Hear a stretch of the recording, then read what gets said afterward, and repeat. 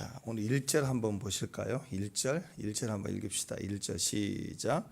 형제들아, 우리가 너희 가운데 들어간 것이 헛되지 않은 줄 너희가 친히 아나니. 친히 안다. 같이 경험해서 다 같이 알고 있는 사실을 얘기할 때 친히 안다. 이렇게 얘기를 하죠. 자, 너희 가운데 들어갔다. 이건 2차 전도 여행 때 데살로니가에 갔던 것을 얘기합니다. 그리고 헛되지 않았다. 헛되지 않았다는 것은 실패한 것처럼 보이지만 실패한 것이 아니다. 그런 거죠. 헛됐다라는 것은 괜한 짓 했다. 그런 거잖아요. 그죠? 근데 헛되지 않았다는 것은 분명히 아는 거예요. 근데 겉으로는 실패한 거죠. 겉으로는 무너졌다. 아무것도 아닌 것처럼 돼버린 거예요. 근데 그것이 그렇지 아니했다라고 얘기를 시작을 합니다. 그러니까 사도행전 17장 1절에서 10절까지 보면 이 데살로니가 지역에 복음을 전해지는 전도여행 기록이 나와 있는데, 거기 보니까 불량교회들이 나와가지고 막 hit고지를 하니까 도망쳤어요. 쫓겨났어요. 고난이 있었고 추방당하고 도망갔다 뭐 이런 거예요.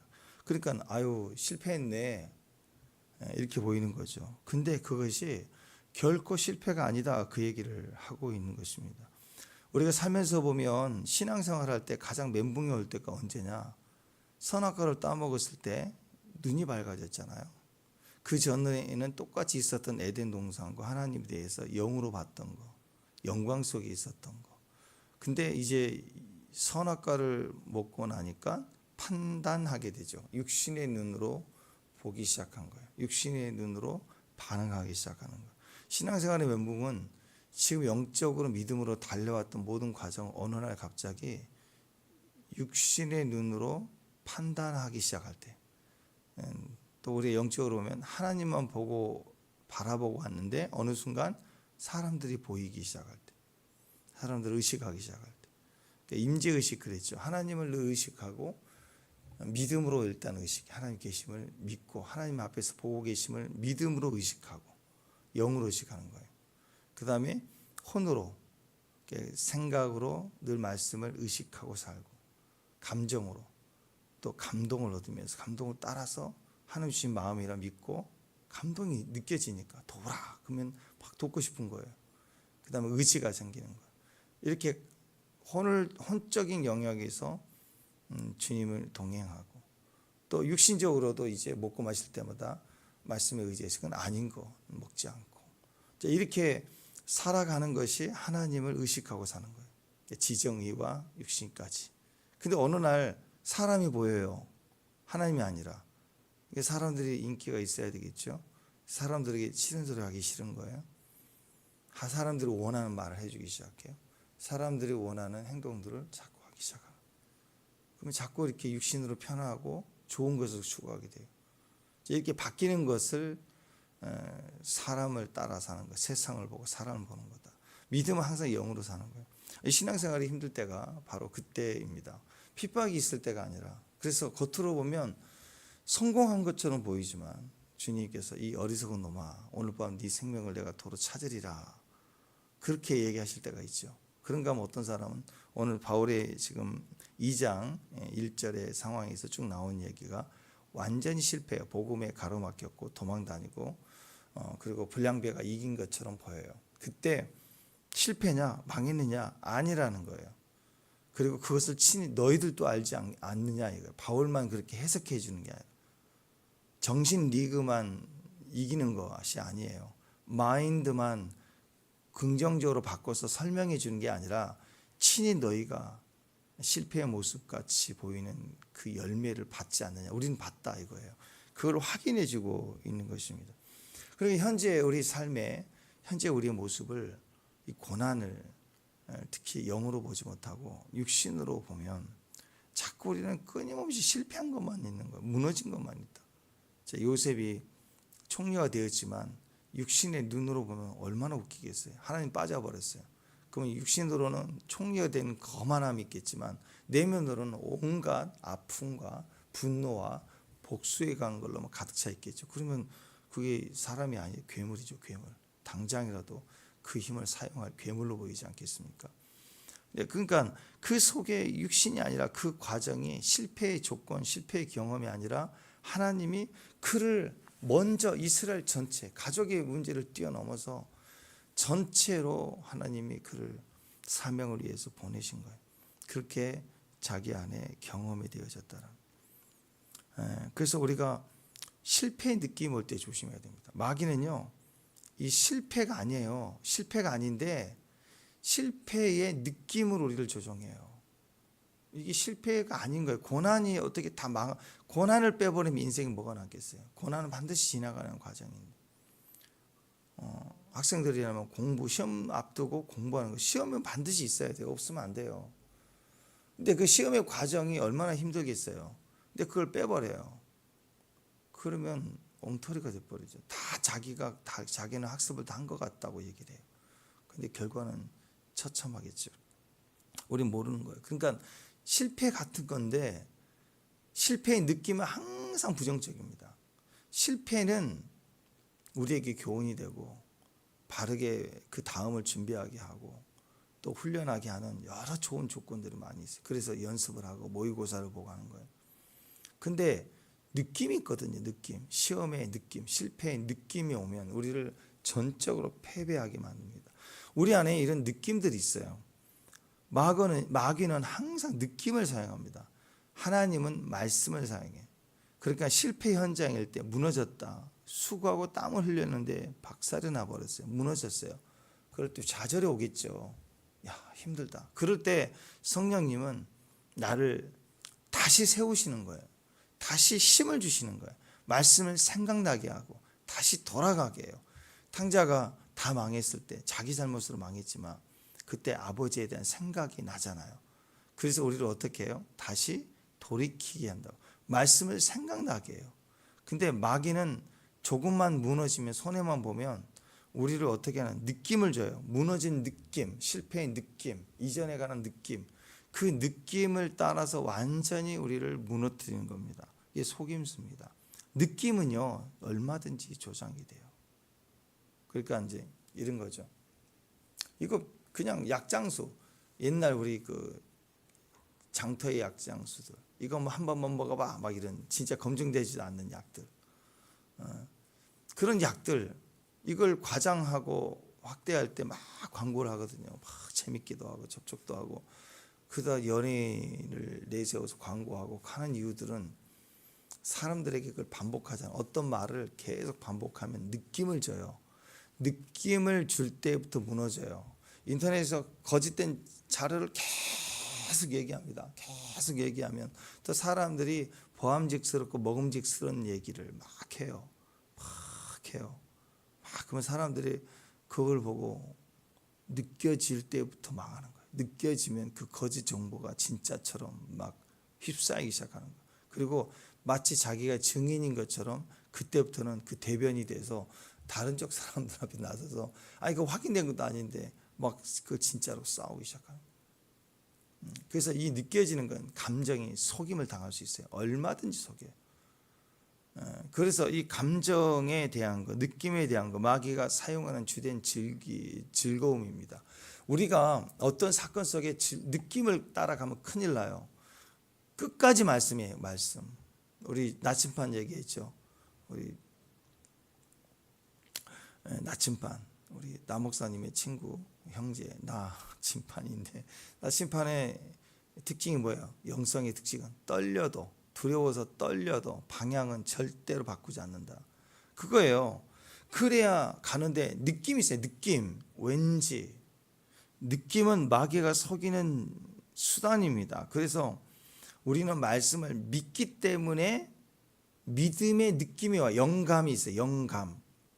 믿기 때문에 말씀이 있기 때문에 어떤 말을 나눌 때 영감을 나눌 때 그 이미 우리 안에 말씀이 있다고. 자, 다시요. 하나님 말씀이란 진리가 가졌기 때문에 느껴지는 거예요. 뭔가 느껴질 때 우리 영적 감각이 필요하지만 영적 감각은 분명한 말씀이 떨어졌기 때문에 느껴지는 거라고. 근데 마귀는 느낌을 주고 그 다음에 결론을 끌어가요. 이거 뭐 하나님처럼 된다? 이렇게. 결론을 두고 느껴지는 게 아니라 느낌을 우리에게 조장해주고 느껴지지 그지 하고 나서 결론을 자기식으로 끌어가는 거예요. 미혹입니다. 미혹. 그래서 세상에 그리스도가 가까이 오는 것, 마지막 주님이 재림하시는 것이 종말이죠. 아멘. 예수님 오심의 약속이 있기 때문에 종말의 증세들이 세상으로는 막 재난, 전쟁 이런 것이 있는 거고, 교회 안으로 어마어마한 붕의 사인들이 있다고 얘기했죠. 예수님 오시기 때문에 일어난 일들이에요. 원수들이 드러나고 무너지는 일들이. 근데 마귀는 어떻게 얘기하느냐? 증세를 봐라. 성경의 증세들을. 이게 종말이지. 증세를 동의하게 만들고 그 다음에 예수님이 아닌 자기를 집어넣어가지고 이렇게 해야 된다라고 끌고 가는 거예요. 나는 어제 참 느낌이 좀 그렇더라고. 지금 우리 1층에 우편함에 보면 편지가 많이 들어와 있어요. 보면 무슨 마태지파 막 신천지에서 편지 제일 많이 보내요. 근데 제일 두툼한 게 있어요. 신천지에서 이번에는 여기 센터 주소만 했는데 자기 집 주소인지 모르겠지만 또 다른 주소까지 썼더라고요. 그래서 신천지 같은데 제일 두툼해요. 그래서 어제 한번 보지도 않았는데 한번 봤어요. 아침 나갔다 와서 1층에서 쫙 찢어서 이렇게 두툼한 편지를, 손편지를 인쇄한개 써가지고 두 쪽을 갖다가 2장에 걸쳐서 무슨 엄청난 말을 그 노력을 어쨌든 받아 적어 썼더라도 그 노력이 대단하더라고. 나 이거 보면서 존경하는 목사님부터 시작해서 마지막 때에 대한 얘기를 하고 막 하면서 쓴 거 너무 그걸 보면서 이렇게까지 할까? 그런 생각을 하면서 참 대단하다 그런 생각을 한번 해봤어요. 그 내용은 다 그래요. 그런 거예요. 마지막 때가 이렇고 저렇고 하시는 거에 대한 증세, 그 다음에 결론은 신천지 그 얘기예요. 성경적 교류를 하재 교류를 말씀을 같이 공부하자. 진짜 그래서 항상 방법이 그거예요. 다시 얘기합니다. 영적 확증 진리의 말씀도 마찬가지고 마지막 때 주님의 재림도 주님이 오시기 때문에 증세들이 나오는 거예요. 감기에 걸렸기 때문에 감기의 증세들이 나오죠. 콧물, 기침, 그건 증세예요. 감기가 아니라 감기가 들어와 바이러스가 왔기 때문에 증세가 나타나는 거라고. 근데 증세가 나타나는 그걸 얘기하고 다른 얘기를 한다고. 감기를 얘기하지 않고 죄를 얘기하지 않고 다른 걸 얘기한다고. 그래서 마귀 역사가 그래요. 그래서 우리가 우리 안에 남아있는 느낌이 있습니다. 자라올 때 경험해 왔던 하나님의 말씀이 주는 영적 느낌 말고 자라오면서 가정에서 익숙하지 못하고 어려운 학대를 당하고 예를 들어서 폭행을 당하고 했을 때 그 느낌 있잖아요. 그 느낌. 잘못된 느낌을 내 안에서 드러내 버려야죠. 그것을 드러내지 않고 살면 언젠가 그 느낌이 온다고. 그 분위기가 싹 온다고. 그 느낌으로 나를 계속해서 무너요. 그러니까 익숙한 내가 경험해서 익숙한 느낌, 그 느낌은 지워버려야 되는 거예요. 사람은 그 느낌이 올 때 뭐라고 얘기하느냐? 나는 틀린 말 한 적 없다. 봐라, 그렇다. 막 이러면서 그거 되지도 않는 옛날 감정 하나를 영적인 분별의 기준으로 보고 막 얘기를 한다고. 엉터리예요. 속는 거라고. 그래서 정상적인 사람들은 이단들의 가르침이나 느낌에 대한 얘기를 할 때 잘 모르겠지만 좀 이상하다 이렇게 느껴지는 거라고. 근데 그렇지 않은 사람들은 그걸 굉장히 특별한 어떤 계시로 보고 은혜로 보고 붙들고 나가는데, 그래서 이단에 깊이 빠진 사람들 보면 사실은 내면에 심한 이 느낌들이 있어요. 치유되지 않은 상한 감정을 가지고 있어요. 그래서 어떤 사람이 직장에 가서나 또 가정 안에서도 그렇지만 부딪히고 힘들 때마다 그 뭐냐고 보면 아주 어렸을 때 옛날 느낌을 얘기해요. 어렸을 때부터 그랬더니 여기 또 그러고 저 사람은 옛날부터 그랬는데 지금도 그렇고, 이 반복된 느낌을 가지고 있는 것은 그것은 속는 거예요. 사탄이 사용하는 거라고. 그 이전의 것이 아니라고, 지금의 것을 얘기하고 있는 겁니다. 그래서 우리가 마지막 때에 대해서 마귀의 속임수는 이런 느낌을 가지고 상황을 가지고 오는데 우리는 진리를 끝까지 붙들려야 돼요. 내가 두렵고 떨리고 아픔이 있을 수 있고 아직 치유되지 않는 감정도 있을 수 있습니다. 우울함도 올 수도 있고요. 그러나 떨릴 수 있지만 방향은 항상 같아야 되는 거예요. 항상. 요한계시록 12장 10절에 보면 하늘에 큰 음성이 있어 이르되 이제 우리 하나님의 구원 능력과 나라와 또 그의 그리스도의 권세가 나타났으니 우리 형제들을 참수하던 자 곧 우리 하나님 앞에서 밤낮 참수하던 자가 쫓겨났다 이렇게 얘기합니다. 마귀는 비난하는 자입니다. 참수합니다. 느낌을 가지고 우리를 공격해요. 늘 비난하고 정죄합니다. 너는 실패자다. 너는 쓸모없다. 다 너를 싫어해. 사람들은 너를 싫어 사는 거야. 너는 환영받지 못해. 막 이걸 끊임없이 얘기해요. 문제가 뭐냐면 이 말이 먹힌다는 거예요.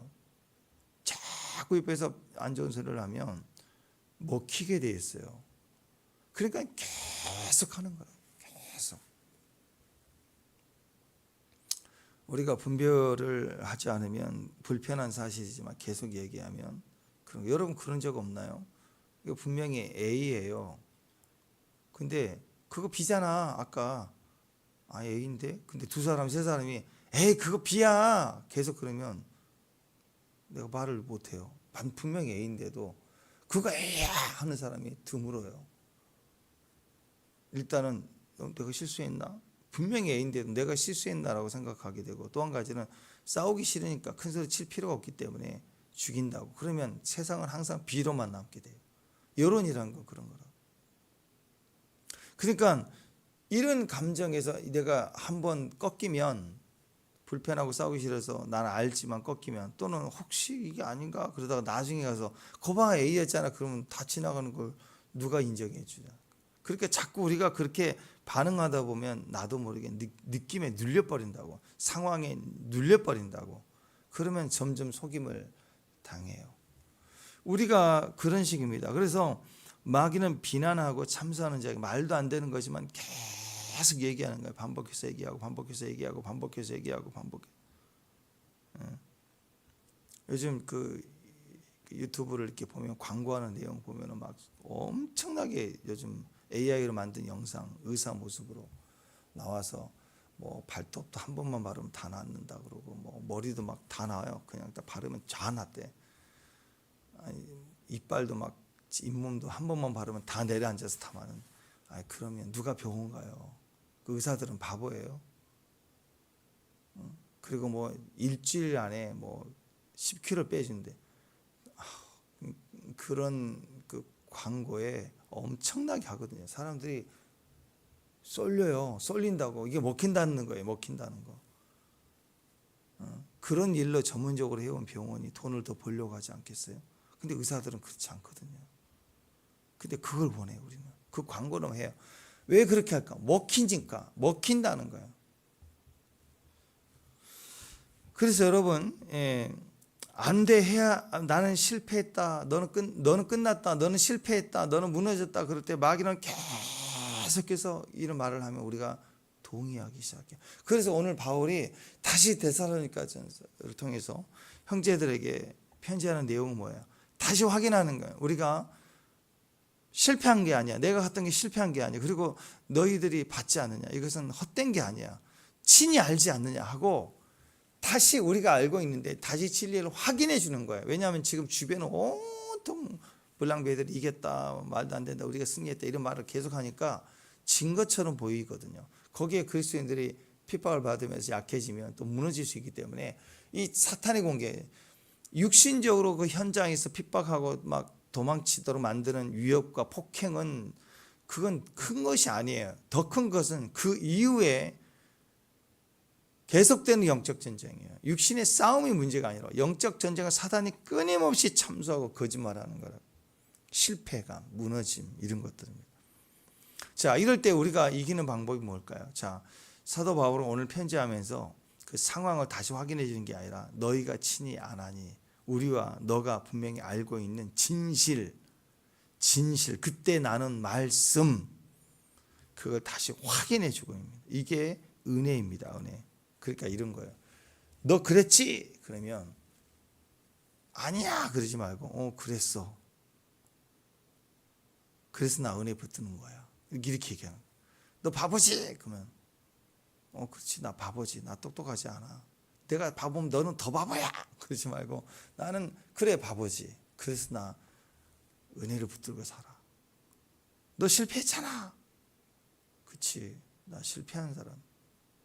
늘 실패했지. 그래서 늘 은혜를 붙들고 살아. 이렇게 얘기하는 거야. 마귀가 너 자격 없어. 다 너 싫어해. 그렇지. 다 싫어하지. 나 환영하지 않지. 그래서 나는 늘 은혜를 붙들고 하는 거야. 이렇게 은혜를 자꾸 내세우면서 나아가는 거예요. 그게 그 감정을 이기는 거라고. 남들은 사실 그렇게 생각하지 않아요. 그런데 너가 실패했고요. 너는 실패했고 너 주변의 사람은 다 널 싫어해. 마귀가 이렇게 계속 혼자 오해를 해요. 나를 싫어서 저런 말을 하는 거야. 막 혼자 상상하고 망상을 한다고. 그럴 때 인정을 해요. 아니야 그러지 말고 그래 나는 실패한 자야 무너졌어.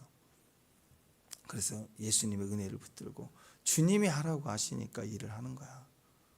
사람들 보고 하는 게 아니고. 그러니까 저들이 나를 환영하지 않고 싫어해도 괜찮아. 주님 보고 할 거야. 그리고 막상 감정을 깨버리고 나가잖아요. 그러면 얘기를 해보고 상황을 보면은 전혀 그런 상황이 아니에요. 나를 오해한 사람도 없어. 혼자만 그렇게 오해를 한 데가 너무 많은 거예요. 그래서 여러분 우리는 철저히 은혜를 붙드는 게 너무너무 중요한 거예요. 너무너무. 그래서 은혜는 어디서부터 시작돼요? 말씀에서부터 시작된다고. 내가 구덩이에 빠졌는데 나를 도와줄 사람이 아무도 없이 막 지나가기만 해. 외쳐도 살려달라고 하는데 내가 유명하고 똑똑하면 구해주겠죠. 근데 나는 무능하고 나 때문에 피해를 입을까 하고 다 피해가는데 어떤 사람이 나를 구해줬다면 그건 은혜 아니에요. 은혜. 이 상황에서 누가 나를 도와줄까? 아무도 없어요. 하나님밖에 없어요. 근데 그 하나님을 붙든다는 방법이 뭐냐? 가만히 있으면 은혜가 옵니까? 안 오죠. 은혜는 받아야 되는데 영접할 그릇이 없잖아요. 비행기가 하늘에 떠 있다고 다 착륙하나요? 비행장이어야 되는 거예요. 그릇과 같이 비행기가 내려앉을 비행장처럼 활주로가 있는 것처럼 그게 어디서부터 시작되냐? 말씀에서 시작돼요. 여러분 은혜를 받고 은혜로 시작하고 이 환난의 상황에서 내게 필요한 은혜가 어디서 올까? 어디서? 말씀에서부터 오는 거예요. 그래서 말씀을 읽으라는 거예요. 현장에 이런 상황 내가 얼마나 힘든지 아십니까? 오늘은 이런 일들이 있어야 됩니다. 하나님 막 상황 아무리 얘기해봐야 소용없어요. 어디서부터? 말씀을 읽고 말씀을 말하는 것부터 시작할 때 말씀의 은혜가 임하기 시작하면서 변화가 되는 거예요. 어제 말씀 나눴죠. 말씀은요 말하기만 해도 역사하기 시작해요. 어떤 때는 말씀을 듣는 것만으로도 이미 일을 하기 시작해 하잖아요.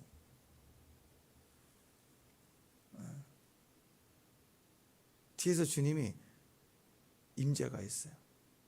느껴질 때부터 일이 시작. 때는 주님이 내가 여기 있다. 나는 항상 너와 함께한다. 이 말 자체가 하나님의 역사가 될 때가 너무너무 많아요. 그래서 여러분 우리는 항상 은혜를 붙들고 말씀을 붙들고 가야 돼요. 그런 말 있잖아요. 우유를 먹는 사람보다 우유를 배달하는 사람이 항상 더 건강하다. 그런 말이 있어요.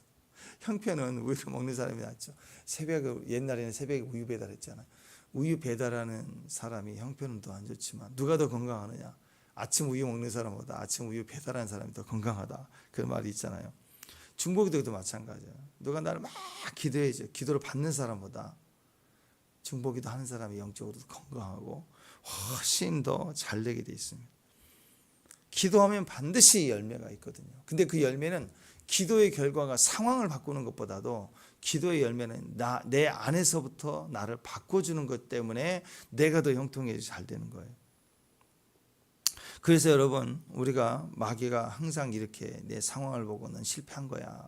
너 도망갔잖아. 복음이 증거됐니? 막 이렇게 얘기할 때. 근데 한번 뒤집어서 생각해 보세요. 내가 능력이 없고 무능하고 아무 의미가 없다면 그들은 나를 공격할까요? 왜 그 난리를 치며 죽이려고 달려들까? 왜 그렇게 말씀을 못 전하게 하면 난리를 칠까? 그게 영향력이 있기 시작하니까 싫은 거예요.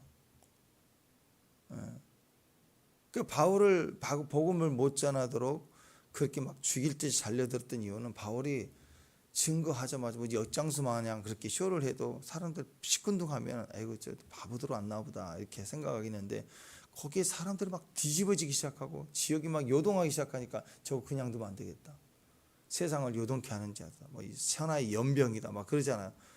그만큼 두려워서 시작된 전쟁이라. 그러니까 이미 이긴 거예요. 우리는 진실하고 비록 실패처럼 도망갔지만 그 상황에 뿌려진 말씀, 그때 그 진리는 알지 않느냐 이거예요. 분명히 역사하는 거예요. 네. 복음이 들어오고 그리스도가 우리에게 들어온 것은 부인할 수 없다. 그래서 우리가 이 은혜를 붙들어야 됩니다. 이미 은혜로 뿌려진 씨앗이 이미 들어왔어요. 그게 역사하는 거예요. 요한계시록 12장 11절에 보면 우리 형제들이 어린 양의 피와 자기를 증거하는 말씀으로써 그를 이겼으니 그들을 죽기까지 자기의 생명을 아끼지 않았다. 끝까지 어린 양이 피 증거하는 말로 이겼다. 이게 은혜입니다. 어린 양의 피, 우리를 위해서 흘려진 보혈의 피잖아요. 은혜로 흘려준 거잖아요. 또 말씀, 우리에게 은혜로 준 거예요. 은혜, 말씀을 붙들면, 말씀을 들으면, 말씀을 받으면 은혜가 생겨요. 모든 게 은혜예요. 우리가 은혜를 붙들면 산다라는 거예요. 그래서 여러분 상황에 대한 도전이 올 때마다 은혜로 선포해야 돼요. 은혜로 이겨야 해요. 그 말은 오래 받은 말씀, 주일날 한 주간 동안 미리 선포된 말씀, 오늘 하루 큐티한 본문 내용, 요 세 가지를 짬뽕을 해가지고 어떤 방향인가만, 그게 은혜예요. 거기서 은혜를 받아야 돼요. 그 은혜의 느낌을 가지고 이기는 거예요. 이 거짓된 느낌, 상황으로 오는 느낌을 깨부셔야 된다고. 네. 자, 그래서 성도는 이 복음을 증거하는 데 있어서 사도 바울은 당당합니다. 당당하고 담대하게 복음을 증거했어요. 상황에 있어서 쫓겨났지만 그는 다시 당당하게 서 있어요. 속이고 비굴했으면 다시 편지할 때 당당할 수 없죠. 오늘 1절 9절 하나만 보더라도 얼마나 당당해요. 그리고 너희도 실패하지 않았다. 우리는 실패한 적이 없다. 그리고 정확하게 이 얘기를 하는 것입니다. 2절 한번 보십시오. 2절 시작. 너희가 아는 바와 같이 우리가 먼저 빌립보에서 고난과 능욕을 당하였으나 우리 하나님을 힘입어 많은 싸움 중에 하나님의 복음을 너희가 전하였다.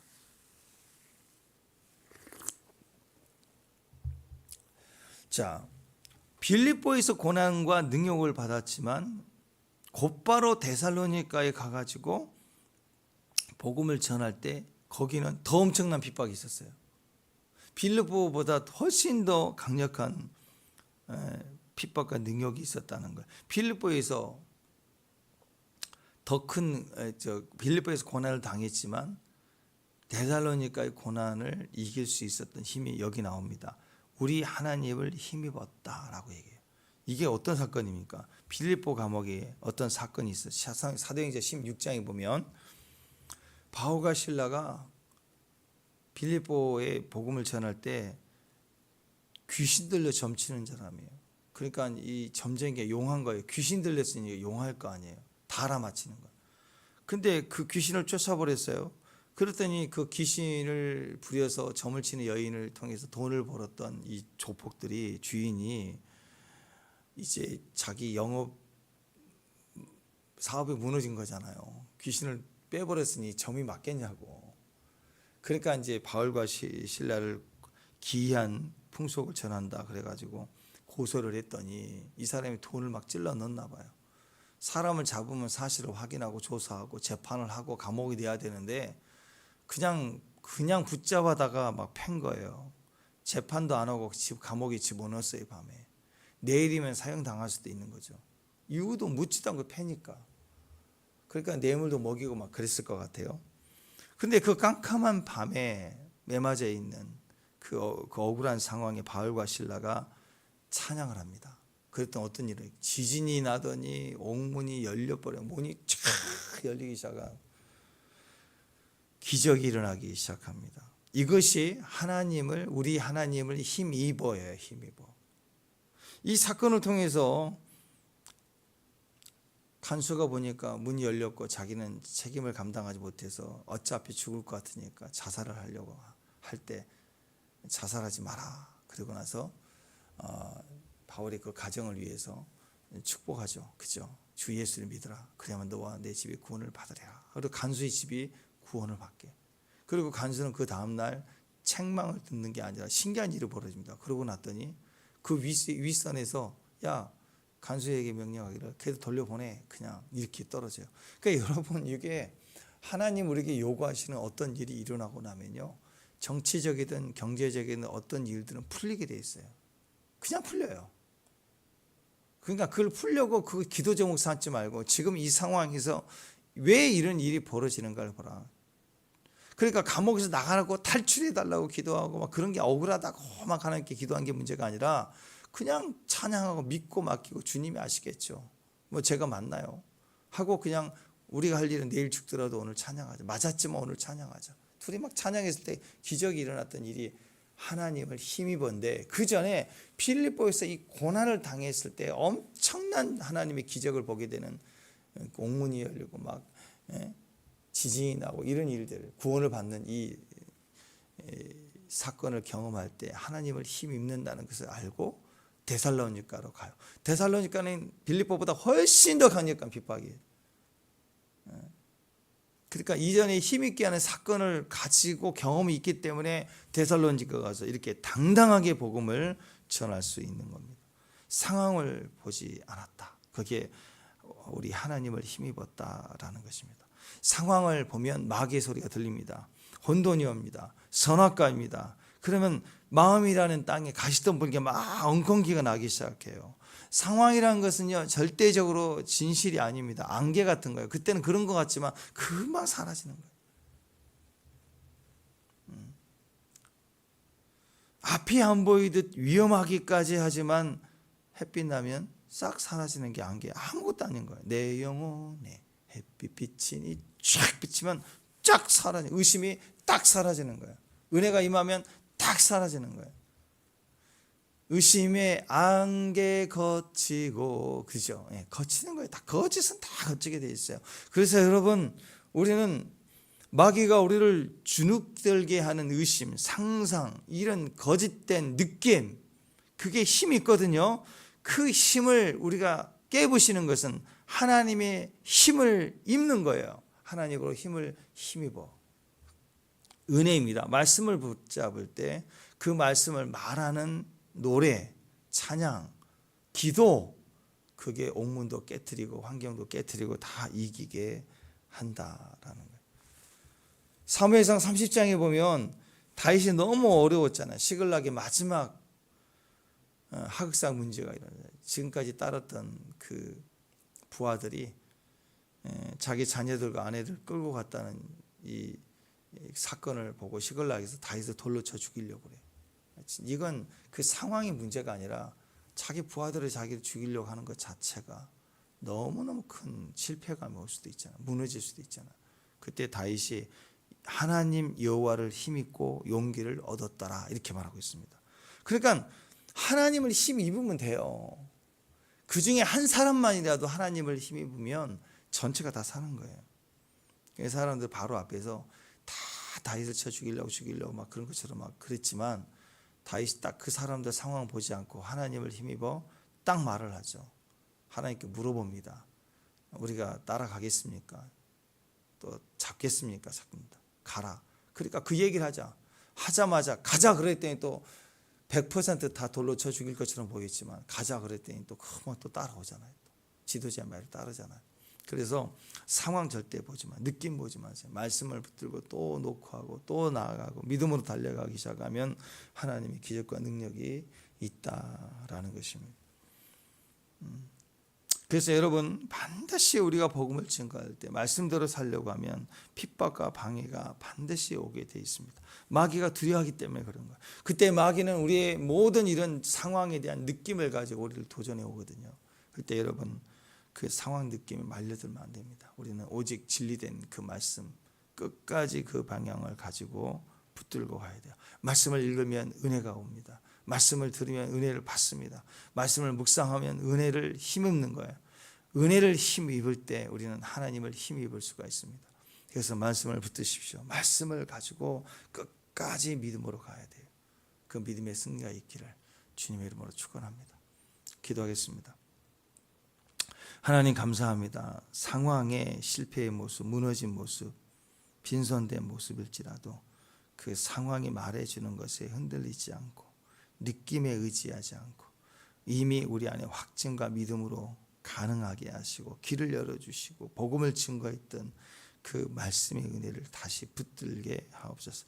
말씀은 말하기만 해도 역사하고 듣기만 해도 역사하는 하나님의 능력임을 믿습니다. 말씀의 임재로 힘을 입게 하시고 오직 하나님으로 힘입어 승리하는 귀한 종들 되게 하옵소서. 예수님 이름으로 기도합니다.